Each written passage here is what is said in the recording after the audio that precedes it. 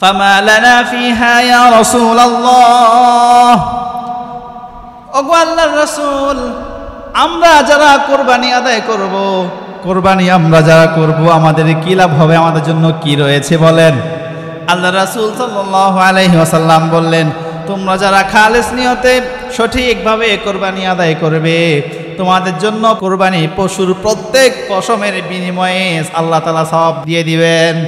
জবাইয়ের পর দোয়া পড়া, কি আল্লাহ রাসূল সাল্লাল্লাহু আলাইহি ওয়াসাল্লাম এই দোয়াটা পড়তেন এবং এই দোয়াটা পড়তে বলেছেন সবাইকে, সাহাবায়ে কেরাম পড়তেন। সেই দোয়াটা হলো কি, আল্লাহুম্মা তাকাব্বালহু মিন্নি কামা তাকাব্বালতা মিন হাবিবিকা মুহাম্মাদিন ওয়া খলিলিকা ইব্রাহিম আলাইহিমাস সালাতু ওয়াস সালাম।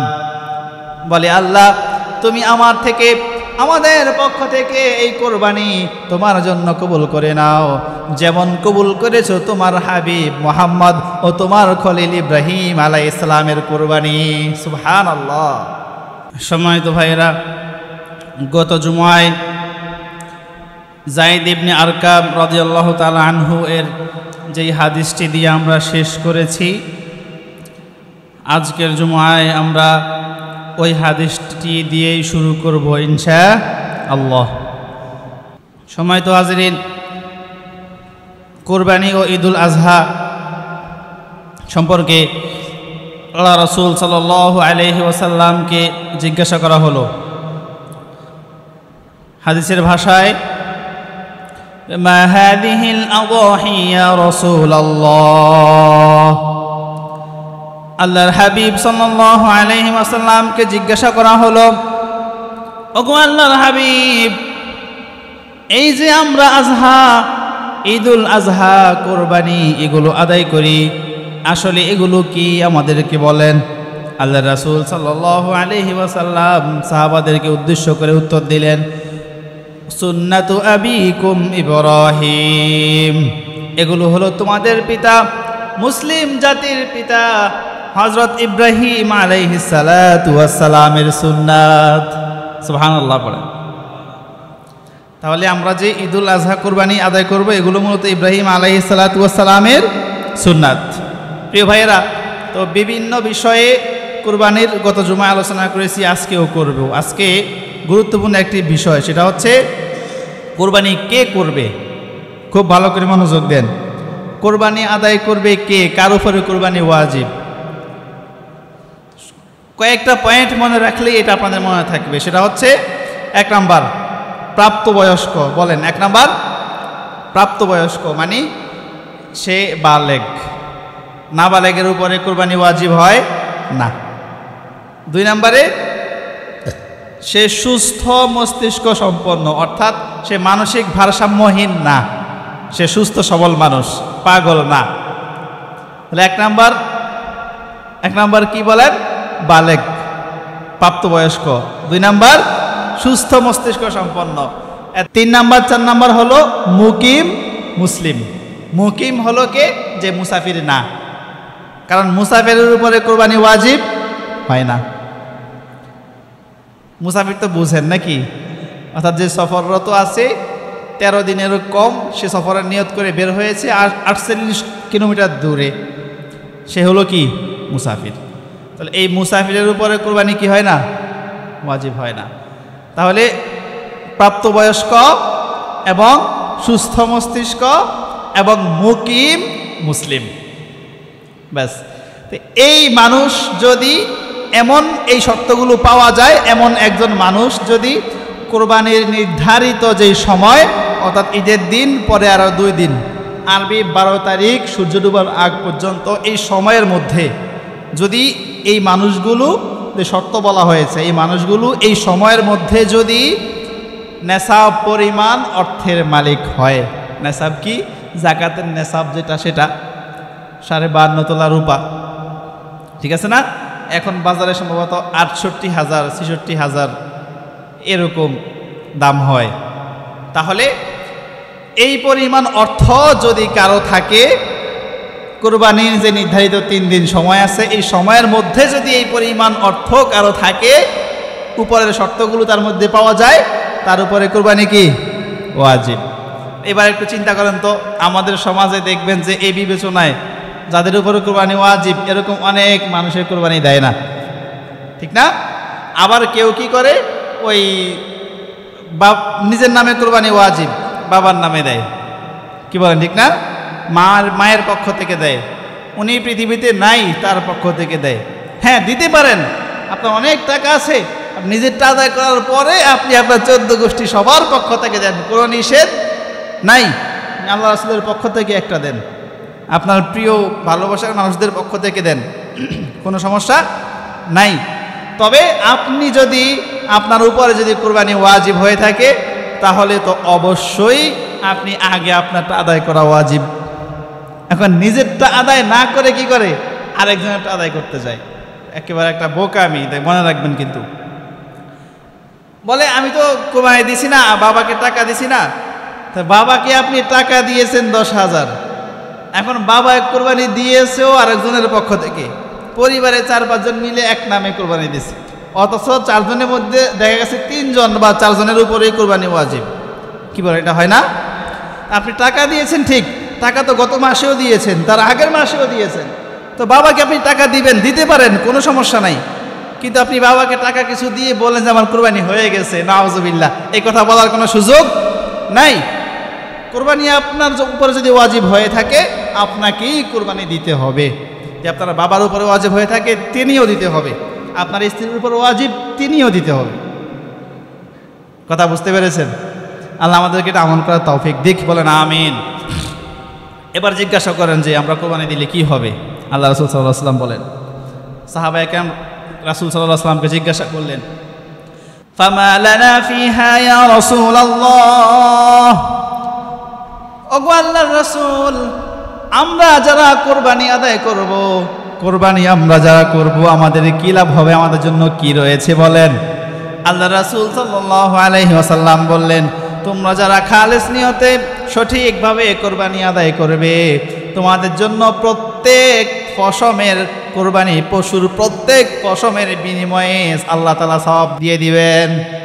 তাহলে কোরবানির পশুর প্রত্যেক পশমের বিনিময়ে কি পাওয়া যাবে? চিন্তা করুন তো, প্রত্যেক পশম, একটা পশুতে কত হাজার হাজার পশম থাকে, সুবহানাল্লাহ, লক্ষ লক্ষ। এজন্যই উত্তম জন্তু দিয়ে কোরবানি দেয়া, বড় দেখে, ঠিক আছে না? যেটার গায়ে পশম বেশি, দেখতেও সুন্দর, স্বাস্থ্য হৃষ্টপুষ্ট, এটার জন্য মায়া জন্মায় বেশি, তাহলে এটা কোরবানি করলে সওয়াব কি হবে? যার কোরবানি যত বড় তার সওয়াব তত বেশি, যার কোরবানি যত বড় তার সওয়াব তত বেশি। প্রিয় ভাইয়েরা, এজন্যই আমরা উত্তম জন্তু সবসময় বেশি, অনেক বড় সুন্দর দেখে দেখে আমরা কোরবানি দেব। এরপরে যদি সম্ভব হয় একা দিব। একা দিলে কী লাভ দেখেন, যখন আমরা শরীকে দেই যাচাই বাছাই করতে হয় এই ভাইয়ের টাকা কি আসলে হালাল না হারাম, কি বলেন ঠিক না? তার টাকা হালাল না হারাম, নিয়তে তার গরমিল আছে কি না, সে কেন কোরবানি দিচ্ছে, অনেক কিছু বিবেচনা করতে হয়। তো আপনি যখন একা দিবেন আর এসবের বিবেচনার প্রয়োজন নেই। আপনি যদি হালাল ইনকাম দিয়ে দেন আলহামদুলিল্লাহ, আশা করা যায় আল্লাহ তাআলা আপনার এটা যাজা দিবেন। তাহলে আর আশপাশে কি হয়েছে এত কিছু দেখার প্রয়োজন নেই। তাহলে আমরা চেষ্টা করব একা কোরবানি দেওয়ার জন্য ইনশাআল্লাহ। হ্যাঁ, আপনি একা দেওয়ার ক্ষেত্রে যদি অনেক বড় জন্তুকে ক্রয় করতে না পারেন তবে আপনি ছোট জন্তু দিয়ে দেন, দুম্বা আছে, ছাগল আছে, ভেড়া আছে, কি বলেন ঠিক না? তো এজন্য আমরা সবাই মন মানসিকতা রাখবো একা দেওয়ার জন্য, তাহলে ভেজাল মুক্ত হওয়া সম্ভব। সম্মানিত ভাইয়েরা, এখন যেই পশু দিয়ে আমরা কোরবানি দিব এই পশুর বয়স কেমন হবে? এই পশুর বয়স যদি ছাগল, ভেড়া, দুম্বা এগুলো হয়, এগুলোর বয়স 1 বছর। বলেন কয় বছর? ছাগল, ভেড়া এগুলোর বয়স 1 বছর হতে হবে। হ্যাঁ, যদি 1 বছর হয়নি, 6 মাসেরও কম হলে হবে না। 6 মাস বা তার উপরে হয়েছে কিন্তু 1 বছর পুরা হয় নাই, দেখতে মনে হয় যে 1 বছর থেকে অনেক বেশি হয়ে গেছে, তাহলে কি হবে? ছাগল, ভেড়ার ক্ষেত্রে কোরবানি হবে। আর গরু, মহিষের ক্ষেত্রে কয় বছর? এটা জরুরি। এর আপনি ওইদিকে আবার কমায় দিবেন তাহলে হবে না। গরু, মহিষের ক্ষেত্রে কয় বছর হিসাব করতে হবে? 2 বছর, কমসে কম বয়স 2 বছর হতে হবে বা তার অধিক হলে সেই পশু দিয়ে কোরবানি দেওয়া বৈধ হবে। সম্মানিত ভাইরা, এখন অনেকে দেখবেন এই পশু ক্রয় করতে গিয়ে কি করে, পশুর আগে হিসাব করে যে এই পশুটা কয় কেজি হইতে পারে, কয় কেজি হলে এর দাম কত হইতে পারে। এখন আমি ঠকবো না জিতবো? কি রে আশ্চর্য ভাই, আপনি কোরবানি দিবেন, আপনি কি গোশতের জন্য দিচ্ছেন? ঠকবেন না জিতবেন, আপনি এত হিসাব কেন করেন? আপনি দেখবেন আপনার কোরবানির পশু যেই আমরা শর্ত বলেছি এগুলো অনুযায়ী ঠিক আছে কিনা। ঠিক থাকে, টাকা 2 টাকা বেশি যাক, তাহলে আপনার সবও বেশি হবে, আপনার কোরবানিটা বড় হবে। এটা চিন্তা না করে গোশত চিন্তা করে। তো কেউ যদি আল্লাহকে সন্তুষ্ট করব এই নিয়ত করে কোরবানি না দেয়, শুধুই কেবল গোশত খাওয়ার জন্য কোরবানি দেয়, তার কোরবানি নিয়ে অনেক সন্দেহ আছে। আল্লাহ হেফাজত করুক, বলেন আমিন। এইটা করা যাবে না। হ্যাঁ, আল্লাহ যেহেতু আপনার জন্য গোশত খাওয়াকে বৈধ করেছেন, কোরবানির পশুর গোশত খাওয়া কি হালাল না? হালাল। তাহলে এটা আমরা খাবো, কিন্তু শুধুই গোশত খাওয়ার জন্য কোরবানি দিব না। সময় তো ভাইয়েরা, তা আপনার যদি গোশত খাইতে মন চায়, আপনি কোরবানির আগে এবং পরে কিনেন, দেখবেন আরো কম দামে পাবেন, ঠিক না? তা আপনি কোরবানির মাঠে গিয়ে কেন এবার গোশতর কেজি দাম হিসাব করতেছেন? আল্লাহ হেফাজত করুক, বলি আমিন। এবার আমরা গুরুত্বপূর্ণ একটি বিষয় জানবো, সেটা হলো কোরবানি করার, গরু জবেহ করার সুন্নাত পদ্ধতি। এটা অনেকেই আমরা জানি না। প্রিয় ভাইরা, একটু লক্ষ্য করেন। 1 নাম্বার, জবাইয়ের আগে, জবাইতে নেওয়ার আগে পশুকে কিছু খাবার খাওয়ানো। কিছু কি করা? খাবার খাওয়ায় নেওয়া এই পশুকে। 2 নাম্বার, জবাইয়ের স্থানে এই পশুকে টেনে হিঁচড়ে না নেয়া। এই ভুলটা অনেকেই করে, কষ্ট দিয়ে তারপরে নেয়। কি বলেন, ঠিক না? যত সহজে কৌশলে সুন্দরভাবে নেওয়া যায় সেটাই হবে আপনার জন্য উত্তম। তাহলে পশুকে জবাইয়ের স্থানে টেনে হিঁচড়ে নেওয়া যাবে না, এবং পশুকে ক্যাবলামুখী করে শোয়ানো। হ্যাঁ, এটা তো আমাদের দেশে সাধারণত করে, তো অনেকে আবার ভুল করে, ক্যাবলা ঠিক করে না, জবাই করে ফেলে। এটা ঠিক হবে না। পশুকে ক্যাবলামুখী করে কি করতে হবে? শোয়াইতে হবে। এরপরে দেখেন 4 নাম্বার, যিনি জবাই করবেন তিনি অবশ্যই মুসলিম হতে হবে। তিনি কি হতে হবে? মানে পাক্কা মুসলিম। যদি সম্ভব হয় নিজেরটা নিজে করতে পারেন, সেটাই উত্তম। নিজের কোরবানি নিজে করা কি? তাহলে আপনার অবশ্যই ত্যাগটা বেশি হবে। যার ত্যাগ যত বেশি, তার কোরবানির সওয়াব তত বেশি। নিজে করাই উত্তম। এখন বলে আমি দোয়া জানি না, কালাম জানি না, কি বলেন? আপনাকে দোয়া পড়তে বলছে কে? আজ পর্যন্ত কোনো আলেম বলছে যে এ দোয়া আছে, এগুলো পড়তেই হবে? আল্লাহর নামে জবাই হতে হবে, বিসমিল্লাহ বলতে হবে। যদি আপনি বিসমিল্লাহ বলেন, আল্লাহর নামে জবাই করেন, আর কোনো কিছু আপনার করার প্রয়োজন নেই। হ্যাঁ, সুন্নাত দোয়া আছে আরও, এগুলো পড়া কি সুন্নাত, সব হবে। কিন্তু আপনি আল্লাহর নামে জবাই করলে সে জবাই কি হবে? হালাল হবে, সহি হবে। এজন্য নিজের পশু নিজে জবাই করতে পারলে সেটা কি হবে? আপনার জন্য উত্তম হবে, সব বেশি হবে। 5 নাম্বার দেখেন, জবাইয়ের আগে কিছু দোয়া, এই যে একটু আগে বললাম, এগুলো সুন্নত। কি? ইন্নী ওয়াজ্জাহতু ওয়াজহিয়া লিল্লাযী ফাতারাস সামাওয়াতি ওয়াল আরদা হানিফা ওয়া মা আনা মিনাল মুশরিকিন। قل إن صلاتي ونسكي ومحياي ومماتي لله رب العالمين لا شريك له وبذلك أمرت وأنا أول المسلمين। জবাইয়ের আগে এই দোয়া পড়া, এটা কি সুন্নাত। তারপরে আল্লাহুম্মা মিনকা ওয়া লাকা, এটা বলা যে বিসমিল্লাহি আল্লাহু আকবার। শুধু বিসমিল্লাহ বললেন, তাও কি হয়ে যাবে? হয়ে যাবে। আল্লাহর নামে জবাই করা। এবার আপনি যে আল্লাহর যদি অনেক নাম আছে না, এগুলো বলে জবাই করেন, কোনো সমস্যা নেই। আল্লাহর নামে হতে হবে। প্রিয় ভাইয়েরা, এতটুকু করলে জবাই কি হয়ে যাবে? সহি হয়ে যাবে। তাহলে 6 নাম্বার হলো আল্লাহর নামে জবাই হতে হবে। 7 নাম্বার দেখেন, গলায় জবাই করা। 7 নাম্বার কি করা? গলায় জবাই করা। আপনার পশু উঠে দৌড় দিছে, উঠে কি করছে? এখন আপনি যদি আল্লাহর নাম নিয়ে বিসমিল্লাহ বলে কোনো অস্ত্র মেরে সেটাকে আহত করেন, হয়ে যাবে, কিন্তু এটা সুন্নাত হবে না। সুন্নাত হবে কি করা? সুন্দর করে এনে ধরে শোয়া, পশ্চিম দিকে ফিরাইয়া আল্লাহু আকবার বলে গলায় জবাই করা। এবং শুধু গলায় জবাই করবেন এতটুকু না, বরং জবাইয়ের সময় শ্বাসনালী, কণ্ঠনালী, রক্তনালীগুলোকে কাটতে হবে। একটু সুন্দর করে কাটা।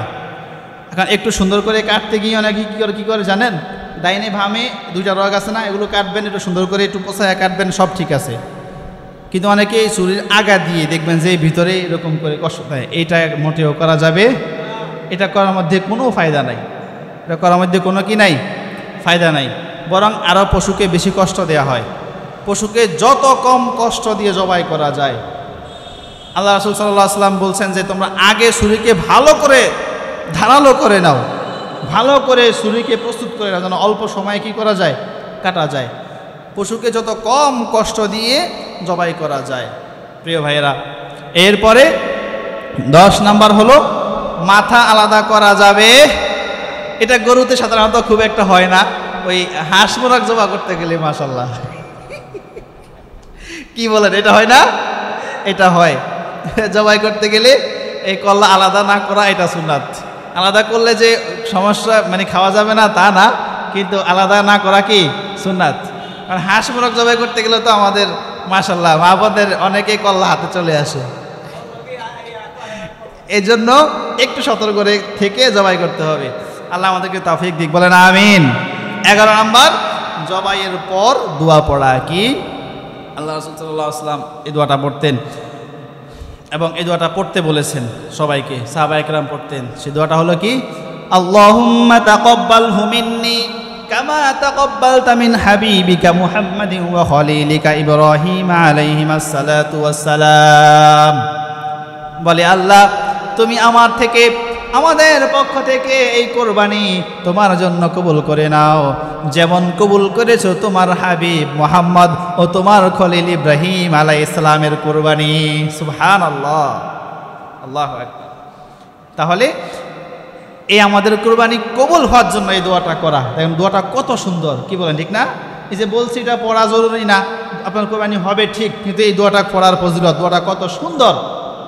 আমরা সবাই এই দোয়াটা মুখস্থ করে নেব ইনশাআল্লাহ। আমরা সবাই দোয়াটা কোরবানির পরে পড়বো, আল্লাহ যেন আমাদের কোরবানি কবুল করেন, এজন্য বলি আমিন। সম্মানিত ভাইয়েরা, এরপরে সবচেয়ে গুরুত্বপূর্ণ দেখেন এই বিষয়টা খেয়াল করবো 12 নম্বরে, সেটা হলো কি, গরু মৃত হওয়ার আগে অর্থাৎ মারা যাওয়ার আগে, প্রাণ যাওয়ার আগে না কাটা। এটা আমার নিজের দেখা, যেটা আমি দেখেছি অধিকাংশ জায়গায় এই কথাটা মানে না, এই সুন্নাতটা আমল করে না। গরু এখনো শ্বাস আছে, এখনো মারা যায় নাই, কাটা শুরু করে দিয়েছে। এটা আপনারা দেখেন নাই? কেউ রগ কাটে, অনেকে চামড়াও কতটুকু কেটে ফেলছে, কোথাও অর্ধেক কাটাও শেষ হয়ে গেছে। নাউযু বিল্লাহি মিন যালিক। এই এত বেশি কষ্ট দেওয়া যাবে না প্রিয় ভাইয়েরা। কসাইরা বেশি করে, হ্যাঁ, কসাই দিয়ে জবাই যদি কেউ করে তারাও বলে দিবেন যে না, আপনার গরু আপনি যেভাবে বলবেন সেভাবে হবে। বলে দিবেন যে যতক্ষণ না গরুর শ্বাস রুদ্ধ হয়, শ্বাস চলে যায়, মারা যায়, তার আগে ছুরি চালানো যাবে না। এটা খুব মনোযোগ দিয়ে এটা খেয়াল রাখেন, আপনি আমল করবেন, আপনার আশপাশে সবাইকে বলবেন, খুব সতর্ক থাকতে হবে। গরু মারার আগে কি করবো না, ছুরি চালাবো না। আল্লাহ আমাদেরকে তৌফিক দিক, বলেন আমিন। সম্মানিত ভাইয়েরা, এই 12টি সুন্নাত হলো গরু জবাইয়ের ক্ষেত্রে। কয়টি সুন্নাত? 12টি, এই বললাম। আর আপলোডও হবে, আপনার চার্জ দিয়েও দেখে নেবেন, এটাকে মুখস্থ করে নেবেন, এটা আমল করবেন ইনশাআল্লাহ। এরপরে আরও কিছু কথা জবাই সংক্রান্ত দেখেন। জবাইয়ের বিনিময়ে গোশত দেয়া যাবে না। অনেক এটা করে, জবাই করছে তো কিছু গোশত দিয়ে দিছে, এটা করা যাবে না। জবাইয়ের বিনিময়ে টাকা দিবেন, পারিশ্রমিক যিনি পরিশ্রম করেছে টাকা দিবেন, কিন্তু গোশত দেওয়া যাবে না। এখন গোশত শরীক আছে অনেকজনের, এগুলো ব্যবহার করতে খুবই হিসাব কিতাব, খুবই ভালো করে। অনেকে কি করে, আন্দাজ করে দেয়, এটাও জায়েজ হবে না, মায়ে পেয়ে দিতে হবে। কারণ আপনি আন্দাজ করে দিলেন, বেশি চলে গেল, আরেকজনের কিন্তু দেখবেন মনে মনে থাকতেও পারে যে ওটা বড় হয়ে গেছে, বাঘ থাকে না, থাকে। যদি ওর মনে এটা থাকে আর সত্যি আপনার বাঘটা বড় হয়ে থাকে, তাহলে নিশ্চয়ই আপনি দায়ী থাকবেন। তা আপনি কোরবানি সওয়াবের জন্য করে এত বড় বিপদের সম্মুখীন হওয়ার কোনো প্রয়োজন নেই। গোশত মেপে দিবেন, কি করবেন, মেপে দিবেন। আর 3 ভাগ করার কথা আছে, নিজের জন্য, আত্মীয় স্বজনের জন্য, গরিবদের জন্য, এটা মুস্তাহাব। এটা কি, এটা ভালো, এটা মানবতা এবং এটা আপনার উচিত হবে। কারণ অনেক মানুষ সারা বছর গোশত খায় না। হ্যাঁ দিবেন, তবে এটা দেয়া জরুরি না, এটা দেয়া যে একবার ওয়াজিব ফরজ তা কিন্তু না, আপনি রেখে রেখে খেতে পারবেন, তবে এটা সুন্দর হয় না। কোরবানি তো করেছেন আল্লাহর জন্য, আল্লাহকে খুশি করার জন্য, আপনাকে গোস্ত সবগুলা খেতেই হবে এমনটা না। এই জন্য আত্মীয় স্বজন গরিব যারা কোরবান দিতে পারে না তাদেরকেও কিছু সহযোগিতা করা আমাদের দায়িত্ব। আল্লাহ তৌফিক দিক, বলেন আমিন। প্রিয় ভাইয়েরা, এরপরে চামড়াটাকে কি করবেন বলেন? যদি দেখেন যে দাম একেবারে কম, এটা সুন্দর করে সবাই ভাগ করে নিয়ে কেটে কুটে খেয়ে ফেলবেন, ব্যাস, আর কোনো এত চিন্তা করতে হবে না। এরকম 2 বছর করেন, দেখবেন তার পরের বছর দাম কোথায় গিয়ে দাঁড়ায়। কারণ তারা আমাদেরকে শাস্তি দিবে, আমরা সতর্ক হলে, সচেতন হলে আমরাও তাদেরকে জবাব দিতে পারি এভাবে। প্রিয় ভাইয়েরা, তো এই জন্য খেয়ে ফেলবো। যদি না খাই তাহলে কি করব? এটা যদি বিক্রি করি তাহলে এটা সম্পূর্ণ এটা গরিবদের হক, অর্থাৎ যারা গরিব মিসকিন এটা এদেরকে দিয়ে দিতে হবে। কি করতে হবে? এক্ষেত্রে মাদ্রাসায় দেওয়াটা সবচেয়ে ভালো। মাদ্রাসায় পুরো সামা দিয়ে দিতে পারেন, বিক্রি করলেও মাদ্রাসাতে কিছু গরিব আপনার তত্ত্বাবধানে থাকলে তাদেরকে কিছু দিবেন। আর যদি পারেন সম্পূর্ণ মাদ্রাসা দিয়ে দিতে, এটা কি হবে? বেস্ট হবে, ভালো হবে। কারণ ওইটা সব চাইতে ভালো কাজে ব্যয় হবে। কোরআন শিখবে, আদেশ শিখবে, এমন মানুষদের পিছনে ওই টাকা কি হবে? ব্যয় হবে। প্রিয় ভাইয়েরা, তো এটা করবেন। আরও গুরুত্বপূর্ণ কথা হচ্ছে, এই যে আমরা পশু জবাই করব, তারপরে গোশত কাটবো, যা করব সব শেষ করব, করে প্রত্যেকটা রাস্তার পাশে পাশে ময়লাগুলো, রক্তগুলো যেখানে সেখানে ফেলে চলে যাব। কি বলেন, ঠিক না? হায় হায় হায় হায় রে, কোরবানির পরে বিকালে বা পরের দিন কয়েকদিন হাঁটতে গেলে অনেক জায়গায় এই বিপদের সম্মুখীন আমরা হই কি হই না বলেন? তো আপনি কোরবানি করেছেন সওয়াবের জন্য, এই যে মানুষগুলোকে কষ্ট দিচ্ছেন, তো এই সবগুলো মানুষকে কষ্ট দেওয়া কবিরা গুনাহ, ছোট গুনাহ না, কবিরা গুনাহ। তাহলে আপনি এই সব মানুষকে কষ্ট দিলেন, এদের সবাইকে কষ্ট দেওয়ার বিনিময়ে আপনার আমলনামায় কবিরা গুনাহ যাইতে থাকবে। নাউজুবিল্লাহ পড়ে এই কাজটা করা যাবে। ময়লা যেখানে সেখানে ফালায় রাখা যাবে না, একদম হেফাজত করতে হবে। এই পেট এটা পরিষ্কার করতে গেলে এমন জায়গায় করতে হবে যেখান থেকে গন্ধ আসবে না, এমনভাবে সেভ করতে হবে যেন মানুষ কষ্ট না পায়। রক্তগুলোকে ধুয়ে সুন্দর করে আমরা কি করব? সবচেয়ে সুন্দর হয় যেখানে জবাই করবেন একটু গর্ত করে নেয়া, জবাইয়ের পরে কোদাল দিয়ে সুন্দর করে চেয়েছে ওটার ভিতরে ফেলায়া ওইটাকে বাস পুরাই দেওয়া, আর এখান থেকে গন্ধ দুর্গন্ধ বের হওয়ার কোনো সুযোগ, এবং এই রক্তগুলো মাটি টেনে বাস মাটির সাথে মিশে যাবে, আর কোনো সমস্যা হওয়ার সুযোগ নেই। প্রিয় ভাইয়েরা, আমরা এগুলো খেয়াল করবো তো, কি বলেন? আর শহরে যারা আছি মাটি নাই, এখন কি করবেন? এখন আপনি জবাই করে পানি দিয়ে সুন্দর করে ধুয়ে মুছে এবার ড্রেইনে যাওয়ার জন্য সুযোগ করে দিবেন, অর্থাৎ যেন গন্ধ সৃষ্টি না হয়, যেন গন্ধ সৃষ্টি। এখন আপনি এগুলো করেন খামখেয়ালি করে, অথচ ইসলাম বলে কাউকে কষ্ট দেওয়া হারাম, এটা করা যাবে না।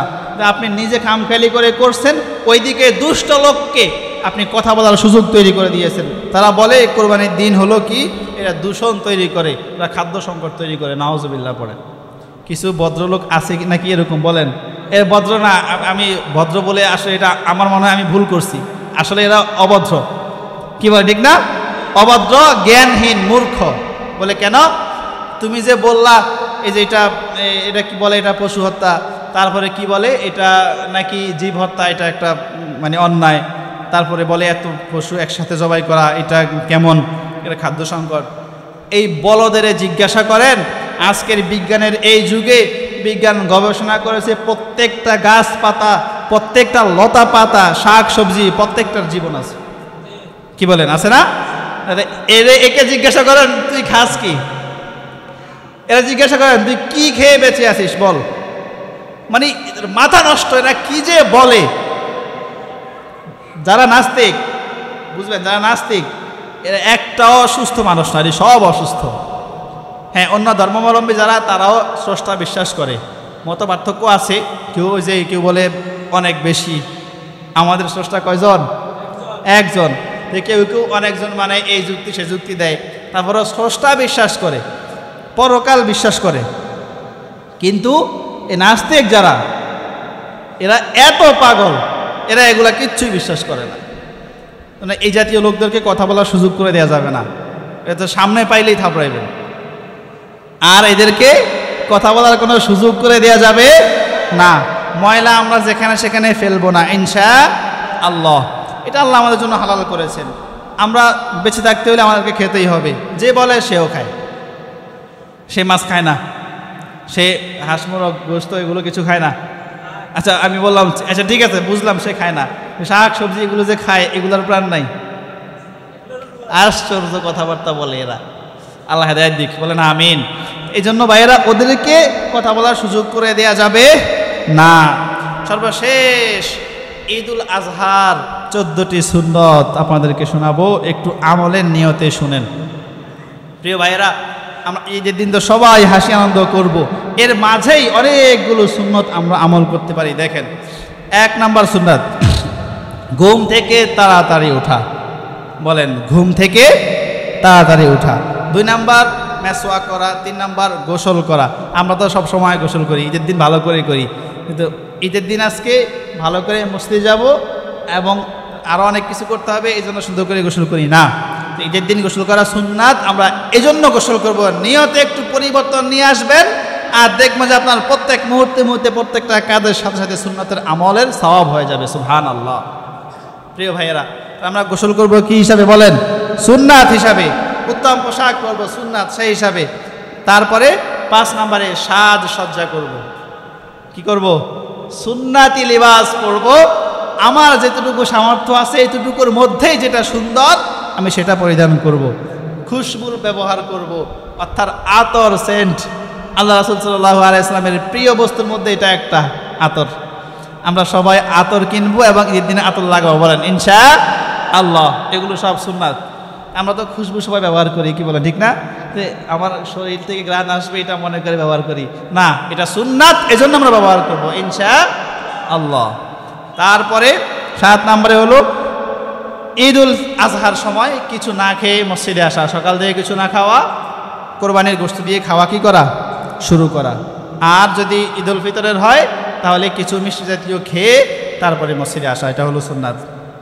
এরপরে 8 নম্বরে আগে আগে ঈদগাহে যাওয়া। 8 নম্বরে আগে আগে ঈদগাহে যাওয়া। আর খোলা মাঠে ঈদের নামাজ পড়া। আগে আগে যাব একটা সুন্নাত এবং পায়ে হেঁটে যাব আর একটা সুন্নাত। এক পথে যাব আর এক পথে আসব, এটা আলাদা সুন্নাত। তারপরে খোলা মাঠে নামাজ পড়ব, এটা আর একটা সুন্নাত। আর ঈদের নামাজে সকাল সকাল যাব। এবং এই যে ঈদুল আজহার নামাজ একটু সকাল সকাল পড়া কি সুন্নাত। আল্লাহ রাসূল সাল্লাল্লাহু আলাইহি ওয়াসাল্লাম যখন সূর্য উঠত ঠিক তখন থেকে আধা ঘন্টা 1 ঘন্টার মধ্যেই কি করতেন?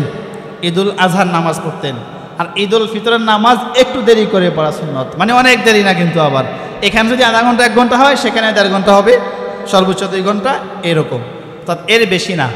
তাহলে তুলনামূলক ঈদুল আজহার নামাজ একটু আগে পড়া সুন্নাত আর ঈদুল ফিতরের নামাজ একটু দেরিতে পড়া সুন্নাত। এগুলো আমরা সবাই খেয়াল করবো ইনশাআল্লাহ। তারপরে তাকবীর বলবো 12 নাম্বার। ওই কি পড়বো বলেন? তাকবীর। কি? তাকবীর তাশরিক।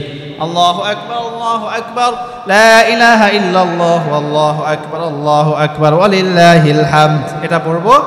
ভিন্ন রাস্তায় আসবো, এটা বলছি শরীর চর্চা এবং ক্রীড়া। আমরা শরীর চর্চা আনন্দের জন্য খেলাধুলা করতে পারি।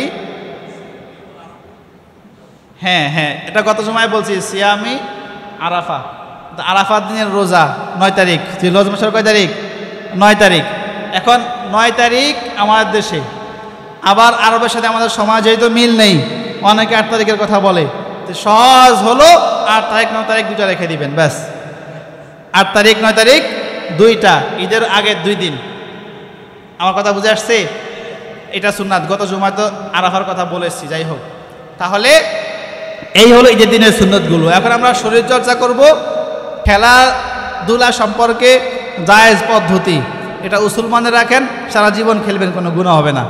আমার দেশে প্রচলিত যে সমস্ত খেলা আছে এগুলোর মধ্যে হালাল খেলা আমার চোখের দেখা নাই, কারণ এর প্রত্যেকটার মধ্যে জুয়া আছে। খেলাধুলা হালাল কিন্তু হারাম না, হারাম আমরা বানিয়ে ফেলছি। হালাল কখন হয় একটু খেয়াল করেন। সংক্ষিপ্ত 2-3টা শর্ত মানলেই হালাল। কি? 1 নাম্বার, খেলার উদ্দেশ্য হবে শরীর চর্চা। খেলার উদ্দেশ্য হবে কি? শরীর চর্চা। 2 নাম্বার, এই খেলার মধ্যে কোনো জুয়া থাকতে পারবে না, কোনো জুয়া থাকতে পারবে না। 3 নাম্বার, এই খেলার মধ্যে শরীয়ত লঙ্ঘিত হয় এমন কোনো কিছু থাকতে পারবে না, যেমন আটো পোশাক, আপনার ছতর দেখা যায় এরকম পোশাক, এটা হারাম। নাচ গান বাজনা ইত্যাদি খেলার মধ্যে অর্থাৎ বাড়তি গুনাহ যোগ হয়েছে, অর্থাৎ শরীয়ত সম্মত না এমন অনেক কাজ যোগ হয়েছে, তাহলে এই খেলা কি হবে? হারাম হবে। আবার সর্বশেষ হলো কি, একটা হলো আপনি শরীয়ত লঙ্ঘিত করতে পারবেন না, আর একটা হলো জুয়া হইতে হবে, জুয়া করা যাবে না, আর একটা হলো এটা উদ্দেশ্য হবে শরীর চর্চা। সর্বশেষ মনে রাখেন, এত দীর্ঘ টাইম খেলা যাবে না যাতে করে আপনার নামাজের সময় চলে যায়। এখনকার ক্রিকেট খেলা এগুলো আছে না, দেখবেন এরা সকালে শুরু করে কালকে বিকেলে গিয়ে শেষ হয়, কি বলেন, আছে না? এটা শয়তানি, এটা না খেলা নাকি এটা খেলা বুঝি মানুষের 3 দিন পরে খেলে একসাথে। আশ্চর্য কথা না? রামগদেশের পোলা পাইনো মাশাল্লাহ, ঘুম নাই, নিদ্রা নাই, খাবার নাই, বাস দোকানে বসে আছে, খেলা দেখতেছে, রাতে 2টা বাজে কি হাজির। আল্লাহ হেফাজত করুক, বলেন আমিন। এগুলো গুনাহ, এটা দেখাও গুনাহ, এটাকে প্রমোট করাও গুনাহ, এটা দেখে হাত তালে দিয়েছেন তাও গুনাহ। আল্লাহ আমাদেরকে ক্ষমা করুক, বলেন আমিন। তা জায়েজ হওয়ার জন্য কয়টা বলছি, এই যে খেয়াল করেন, উদ্দেশ্য হবে শরীর চর্চা, তারপরে কোনো শরীয়ত লঙ্ঘিত কোনো কিছু করা যাবে না, জুয়া থাকা যাবে না, এত দীর্ঘ টাইম ব্যয় করা যাবে না যাতে আমাদের নামাজে কি হয়? সমস্যা হয়। এই 3-4টা শর্ত মানবেন, ওই খেলাটা বৈধ। এবং এমন খেলা ঈদের দিন যদি আপনারা খেলেন বরং সেটা আরও সুন্নাত হবে। সুবহানাল্লাহ।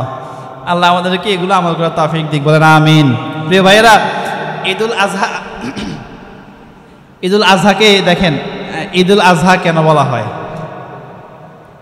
ঈদ তো ঈদ, আনন্দ, বা এই বারবার ফিরে আসে অর্থ এটাও হয়, এই জন্য অনেক ঈদ বলা হয়। কিন্তু এই যে আজহা অর্থ কোরবানি, ত্যাগ। এখন ত্যাগ দিয়া, কোরবানি দিয়া, এগুলো তো কষ্টের জিনিস, তা আমরা এটা আবার ঈদ হইল কি করে, আনন্দ হইল কি করে? বলে মুমিন বান্দা আল্লাহর জন্য কোনো কিছু কোরবানি করবে, কোনো ত্যাগ দিবে, এটাই মুমিনের ঈদ, বলেন সুবহানাল্লাহ।